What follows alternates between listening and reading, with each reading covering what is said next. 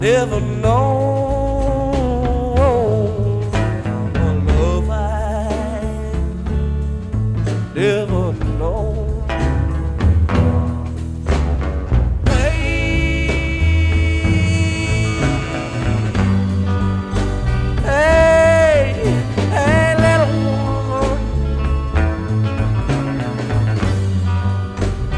Tell me you'll stay. Tell me you'll stay.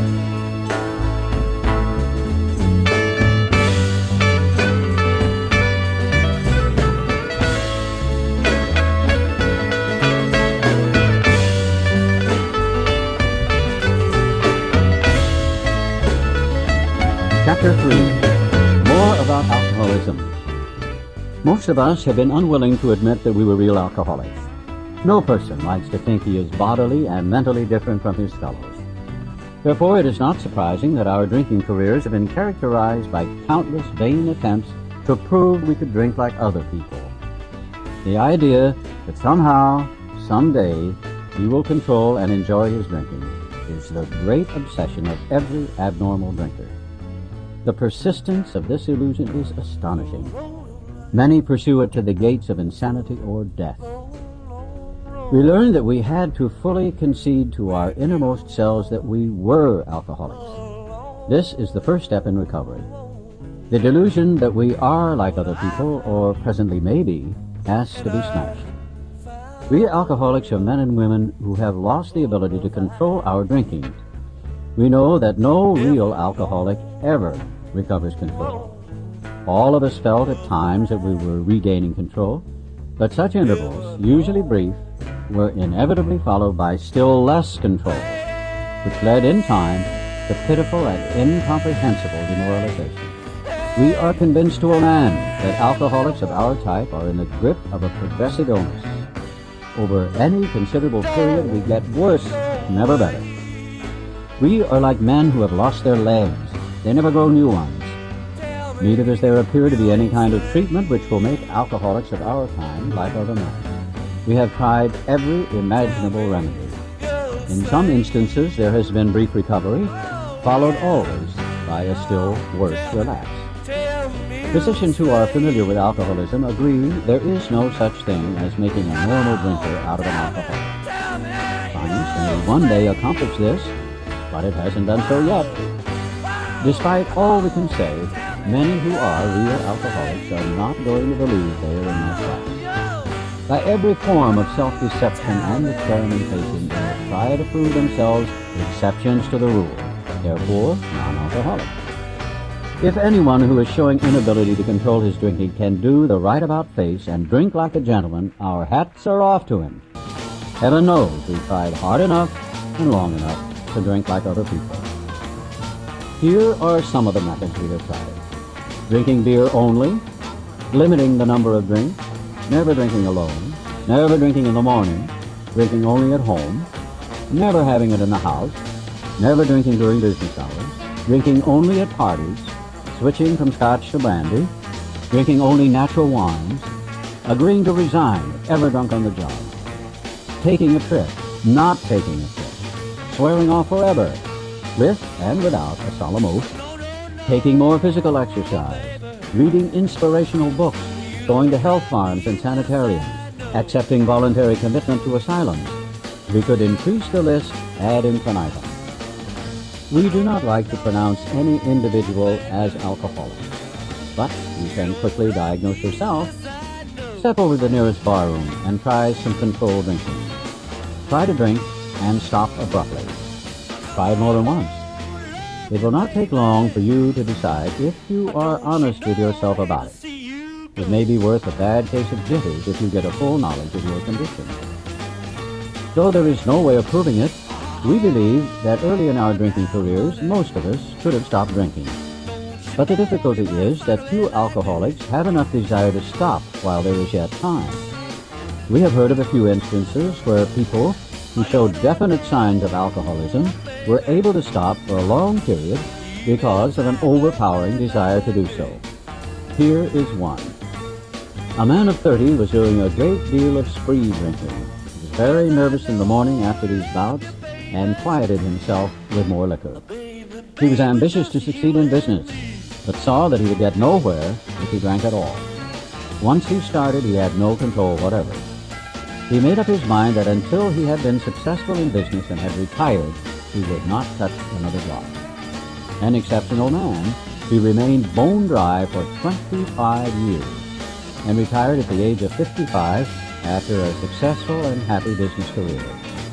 Then he fell victim to a belief which practically every alcoholic has, that his long period of sobriety and self-discipline had qualified him to drink as other men.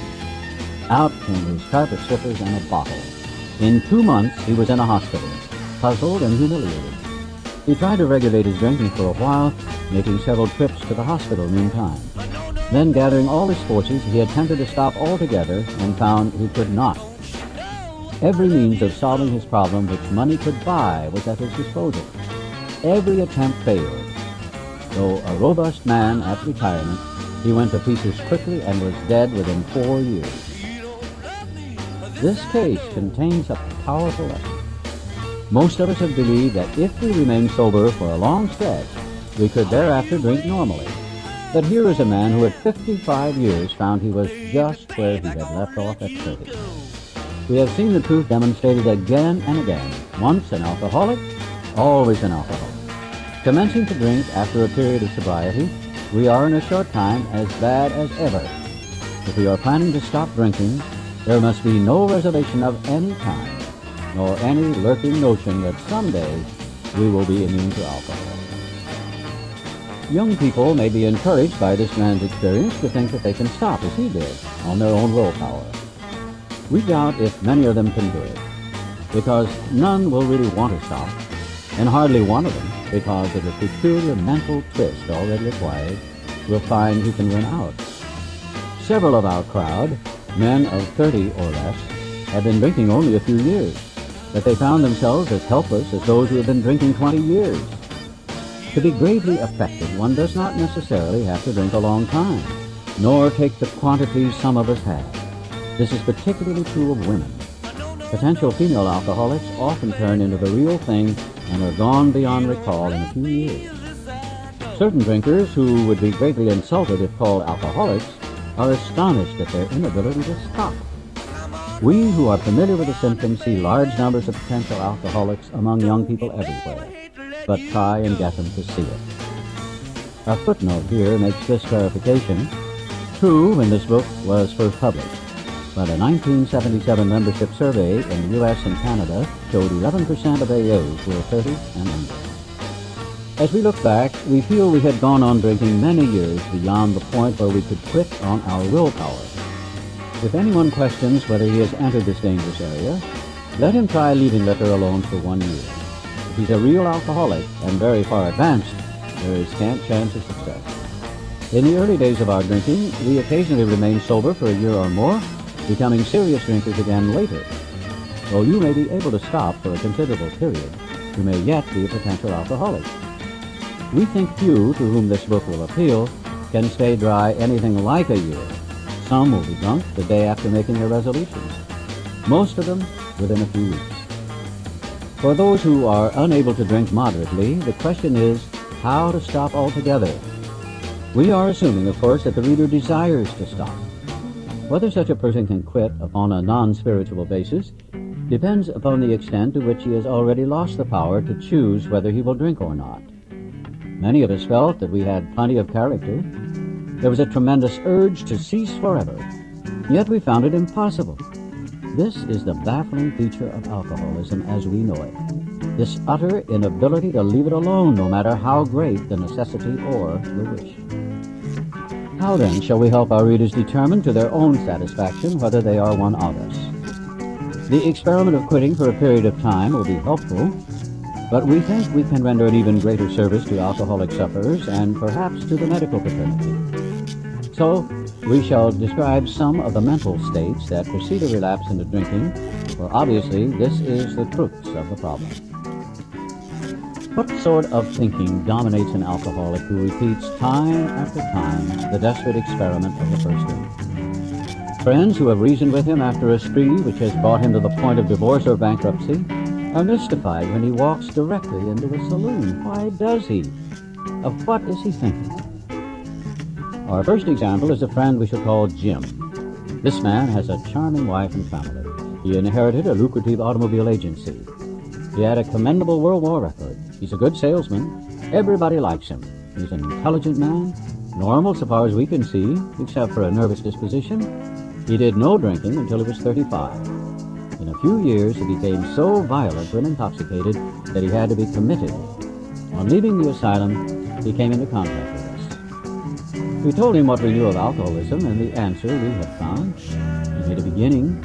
His family was reassembled, and he began to work as a salesman for the business he had lost through drinking. All went well for a time, but he failed to enlarge his spiritual life. To his consternation, he found himself drunk half a dozen times in rapid succession. On each of these occasions, we worked with him, reviewing carefully what had happened. He agreed he was a real alcoholic and in serious condition. He knew he faced another trip to the asylum if he kept on. Moreover, he would lose his family for whom he had a deep affection. Yet he got drunk again. We asked him to tell us exactly how it happened. This is his story. I came to work on Tuesday morning. I remember I felt irritated that I had to be a salesman for a concern I once owned. I had a few words with the boss, but nothing serious. Then I decided to drive into the country to see one of my prospects for a car. On the way, I felt hungry, so I stopped at a roadside place where they have a bar. I had no intention of drinking. I just thought I'd get a sandwich. I also had the notion that I might find a customer for a car at this place, which was familiar, for I had been going to it for years. I'd eaten there many times during the months I was sober. I sat down at a table and ordered a sandwich and a glass of milk. Still no thought of drinking. I ordered another sandwich and decided to have another glass of milk. Suddenly, the thought crossed my mind that if I were to put an ounce of whiskey in my milk, it couldn't hurt me on a full stomach. I ordered a whiskey and poured it into the milk. I vaguely sensed I was not being any too smart, but felt reassured as I was taking the whiskey on a full stomach. The experiment went so well that I ordered another whiskey and poured it into more milk. I didn't seem to bother me, so I tried another. Thus started one more journey to the asylum for drink. Here was the threat of commitment, the loss of family and position, to say nothing of that intense mental and physical suffering which drinking always caused him. He had much knowledge about himself as an alcoholic, yet all reasons for not drinking were easily pushed aside in favor of the foolish idea that he could take whiskey if only he mixed it with milk. Whatever the precise definition of the word may be, we call this plain insanity. How can such a lack of proportion, of the ability to think straight, be called anything else? You may think this an extreme case. To us, it is not far-fetched. For this kind of thinking has been characteristic of every single one of us. We have sometimes reflected more than Jim did upon the consequences, but there was always the curious mental phenomenon that, parallel with our sound reasoning, there inevitably ran some insanely trivial excuse for taking the first step. Our sound reasoning failed to hold us in check. The insane idea won out. Next day we would ask ourselves in all earnestness and sincerity how it could have happened. In some circumstances we have gone out deliberately to get drunk, feeling ourselves justified by nervousness, anger, worry, depression, jealousy, or the like. But even in this type of beginning we were obliged to admit that our justification for a spree was insanely insufficient in the light of what always happened. We now see that when we begin to drink deliberately instead of casually, there was little serious or effective thought during the period of premeditation of what the terrific consequences might be. Our behavior is as absurd and incomprehensible with respect to the first drink as that of an individual with a passion, say, for jaywalking. He gets a thrill out of skipping in front of fast-moving vehicles. He enjoys himself for a few years, in spite of friendly warnings. Up to this point, you would label him as a foolish chap having queer ideas of fun. Luck then deserts him. and he is slightly injured several times in succession. You would expect him, if he were normal, to cut it out. Presently he's hit again, and this time has a fractured skull. Within a week after leaving the hospital, a fast-moving trolley car breaks his arm. He tells you he has decided to stop jaywalking for good, but in a few weeks he breaks both legs. On through the years, this conduct continues, accompanied by his continual promises to be careful or to keep off the streets altogether. Finally, he can no longer work, his wife gets a divorce, and he is held up to ridicule. He tries every known means to get the jaywalking idea out of his head. He shuts himself up in an asylum, hoping to mend his ways. But the day he comes out, he races in front of a fire engine, which breaks his back. Such a man would be crazy, wouldn't he? You may think our illustration is too ridiculous, but is it? We who have been through the ringer have to admit if we substituted alcoholism for jaywalking, the illustration would fit us exactly. However intelligent we may have been in other respects, where alcohol has been involved, we have been strangely insane. It's strong language. But isn't it true? Some of you are thinking, yes, what you tell us is true, but it doesn't fully apply. We admit we have some of these symptoms, but we have not gone to the extremes you fellows did, nor are we likely to, for we understand ourselves so well after what you have told us that such things cannot happen again. We have not lost everything in life with drinking, and we certainly do not intend to. Thanks for the information. That may be true of certain non-alcoholic people who, though drinking foolishly and heavily at the present time, are able to stop or moderate because their brains and bodies have not been damaged as ours were. But the actual or potential alcoholic, with hardly an exception, will be absolutely unable to stop drinking on the basis of self-knowledge. This is a point we wish to emphasize and re-emphasize, to smash home upon our alcoholic readers as it has been revealed to us out of bitter experience. Let us take another illustration. Fred is a partner in a well-known accounting firm. His income is good, he has a fine home, is happily married, and the father of promising children of college age. He has so attractive a personality that he makes friends with everyone. If ever there was a successful businessman, it is Fred. To all appearance, he is a stable, well-balanced individual. Yet, he is an alcoholic. We first saw Fred about a year ago in a hospital, where he had gone to recover from a bad case of jitters. It was his first experience of this kind, and he was much ashamed of it. Far from admitting he was an alcoholic, he told himself he came to the hospital to rest his nerves. The doctor intimated strongly that he might be worse than he realized. For a few days, he was depressed about his condition. He made up his mind to quit drinking altogether. It never occurred to him that perhaps he could not do so, in spite of his character and standards. Fred would not believe himself an alcoholic, much less accept a spiritual remedy for his problem. We told him what we knew about alcoholism. He was interested and conceded that he had some of the symptoms, but he was a long way from admitting that he could do nothing about it himself.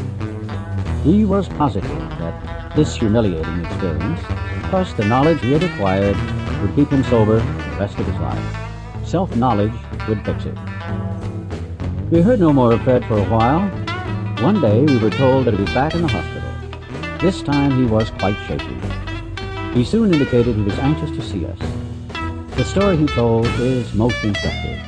For here was a chap absolutely convinced he had to stop drinking, who had no excuse for drinking, who exhibited splendid judgment and determination in all his other concerns, yet was flat on his back nevertheless. Let him tell you about it. I was much impressed with what you fellows said about alcoholism, and I frankly did not believe it would be possible for me to drink again. I rather appreciated your ideas about the subtle insanity which precedes the first drink, but I was confident it could not happen to me after what I had learned. I reasoned I was not so far advanced as most of you fellows, that I'd been usually successful in licking my other personal problems, and that I would therefore be successful where you men failed. I felt I had every right to be self-confident, that it would be only a matter of exercising my willpower and keeping on guard. In this frame of mind, I went about my business, and for a time, all was well. I had no trouble refusing drinks, and began to wonder if I had not been making too hard work of a simple matter. One day I went to Washington to present some accounting evidence to a government bureau. I had been out of town before during this particular dry spell, so there was nothing new about that. Physically, I felt fine. Neither did I have any pressing problems or worries. My business came off well. I was pleased, and knew my partners would be too. It was the end of a perfect day. Not a cloud on the horizon. I went to my hotel and leisurely dressed for dinner. As I crossed the threshold of the dining room, the thought came to mind that it would be nice to have a cocktail for dinner. That was all. Nothing more. I ordered a cocktail and then I ordered another cocktail. After dinner, I decided to take a walk. When I returned to the hotel, it struck me a highball would be fine before going to bed. So I stepped into the bar and had one. I remember having several more that night and plenty next morning. I had a shadowy recollection of being in an airplane bound for New York and of finding a friendly taxicab driver at the landing field instead of my wife. The driver escorted me about for several days. I know little of where I went or what I said and did. Then came the hospital with unbearable mental and physical suffering. As soon as I regained my ability to think, I went carefully over that evening in Washington. Not only had I been off guard, I had made no fight whatever against the first drink. This time I had not thought of the consequences at all. I had commenced to drink as carelessly as though cocktails were ginger ale. I now remembered what my alcoholic friends had told me, how they prophesied that if I had an alcoholic mind, the time and place would come. I would drink again. They had said that though I did raise a defense, it would one day give way before some trivial reason for having a drink. Well, just that did happen and more. For what I learned of alcoholism did not occur to me at all. I knew from that moment that I had an alcoholic mind. I saw that willpower and self-knowledge would not help in those strange mental blank spots. I had never been able to understand people who said that a problem had them hopelessly defeated. I knew then it was a crushing blow. Two of the members of Alcoholics Anonymous came to see me. They grinned, which I didn't like so much, and then asked me if I thought myself alcoholic and if I were really licked this time. I had to concede both propositions. They piled on me heaps of evidence to the effect that an alcoholic mentality, such as I had exhibited in Washington, was a hopeless condition. They cited cases out of their own experience by the dozen. This process snuffed out the last flicker of conviction that I could do the job myself. Then they outlined the spiritual answer and program of action which 100 of them had followed successfully. Though I had been only a nominal churchman, their proposals were not intellectually hard to swallow, but the program of action, though entirely sensible, was pretty drastic. It meant I would have to throw several lifelong conceptions out the window. That was not easy. But the moment I made up my mind to go through with the process, I had the curious feeling that my alcoholic condition was relieved, as, in fact, it proved to be. Quite as important was the discovery that spiritual principles would solve all my problems. I have since been brought into a way of living infinitely more satisfying and, I hope, more useful than the life I lived before. My old manner of life was by no means a bad one, but I would not exchange its best moments for the worst I have now. I would not go back to it, even if I could. Fred's story speaks for itself. We hope it strikes home to thousands like him. He had felt only the first nip of the ringer. Most alcoholics have to be pretty badly mangled before they really commence to solve their problems. Many doctors and psychiatrists agree with our conclusions. One of these men, staff member of a world-renowned hospital, recently made this statement to some of us. What you say about the general hopelessness of the average alcoholic's plight is, in my opinion, correct. As to two of you men, whose stories I have heard, there is no doubt in my mind that you were 100% hopeless, apart from divine help. Had you offered yourselves as patients at this hospital, I would not have taken you if I had been able to avoid it. People like you are too heartbreaking. Though not a religious person, I have profound respect for the spiritual approach in such cases as yours. For most cases, there is virtually no other solution. Once more, The alcoholic at certain times has no effective mental defense against the first drink. Except in a few rare cases, neither he nor any other human being can provide such a defense. His defense must come from a higher power.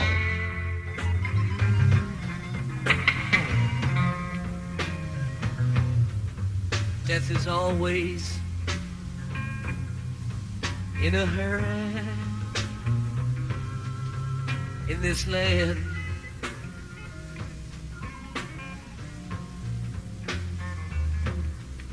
You know, death is always in a hurry in this land. In this land. Come to your house. You know it don't stay long. Look in the bed. You know you're gonna find your family's gone. I said death don't have no mercy. In this land.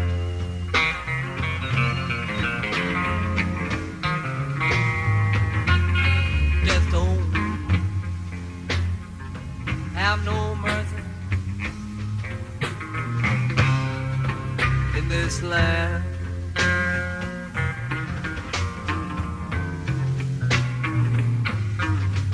You know, death don't